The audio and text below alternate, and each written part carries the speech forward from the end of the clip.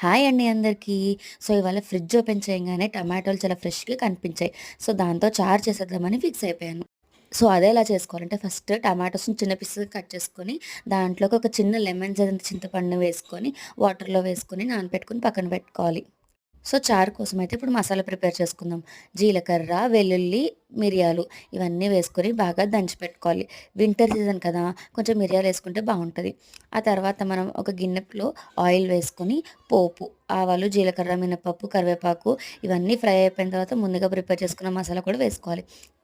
ఆ తర్వాత టమాటాలు, చింతపండు బాగా పిసికేసి ఆ వాటర్‌ని పోపులో వేసేసుకోవాలి. తర్వాత ఇందులోకి పసుపు, ఆ తర్వాత తగినంత ఉప్పు, ఆ తర్వాత కొంచెం కొత్తిమీర వేసుకొని బాగా మిక్స్ చేసేసుకోవాలి.